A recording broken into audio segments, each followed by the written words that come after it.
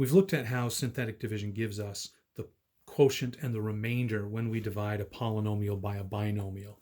Now let's look at how the same process can do a couple different things for us with regards to polynomials. I got a polynomial here. Let's set up the synthetic division to run this through. We've got 1x to the fourth minus 1 for the third minus 20x squared plus 38 and minus 39. No missing terms, right? We have 4, 3, 2, 1, and then our constant. So we don't need to put any zeros in. Get our line down here. Now, if I was dividing this, if I was dividing by x minus 4, I would put a 4 in here. I'm not dividing by x minus 4. What I'm interested in is finding what I get out of this function when I put a 4 in. So if I were to plug a 4 in there and do 4 to the fourth power minus 4 cubed minus 20 times 4 squared, etc., my result would be a number. Turns out that I can get this by using synthetic division fairly easily. Just take this number itself, don't change the sign, pop it into our synthetic division, and then run through the process, right?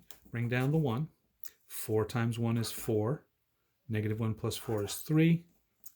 Times 4 is 12. Negative 20 plus 12 is negative 8. Then we get, what, negative 32 out of that. 38 minus 32 is 6. 4 times 6 is 24. And negative 39 plus 24, let's see, I'm not a mental arithmetic genius here, but I believe that's 15. And that is what you get out of the function when you put 4 in. So our f of 4 is equal to 15. That's all there is to it. We could have plugged the 4 in here, and that would have been really tedious, doing 4 to the fourth power minus 4 cubed minus 20 times 4 squared, etc. Would have been a lot of operations. Synthetic division is quicker. I would argue it's even quicker than typing all of that stuff into the calculator with the 4s in it. So that's a use. The first one is that we can use synthetic division to evaluate the function for a given input. All we do is take that number, put it in our bracket here, run through the process. The remainder is the output, or the value of the function for that input. Another thing we can do, which is very closely related to this, is we can identify where the zeros of this function are, right? Because the zeros of the function are the numbers you put in to get a 0 out.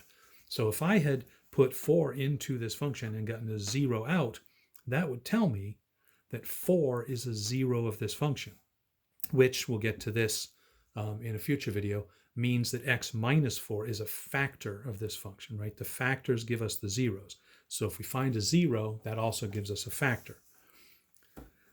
The question here that you're going to run into in the textbook or in MyMathLab is negative 4 a 0 of this function, and is 3 a 0 of this function? You will get some ugly numbers, and I'll tell you ahead of time that usually one of them will be a 0 and the other one won't, just because that's how math people put stuff together. Let's try putting negative 4 in and see what we get. We get 2x cubed, 3x squared, minus 14x plus 24. Okay, we get our row of numbers, get our line across here, bring down the 2, multiply by negative 4, add, multiply by negative 4, add, multiply by negative 4. Hey, that gives us 0.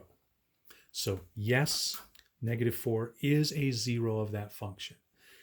And we're not short on time for this one, so let's just quickly show what that means.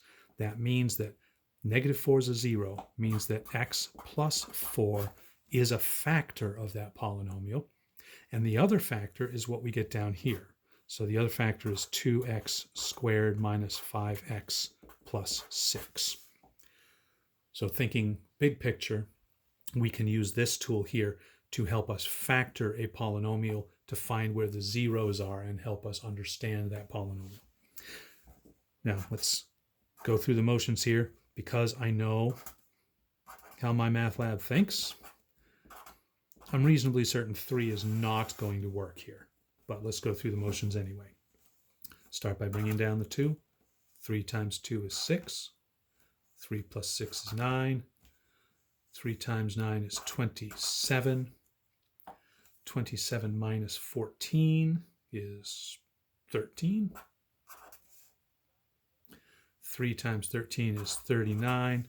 And 39 plus 24 is not 0, right? So it's like 63, I think. At any rate, this is a yes or no question. It's asking, is this a 0 of the function?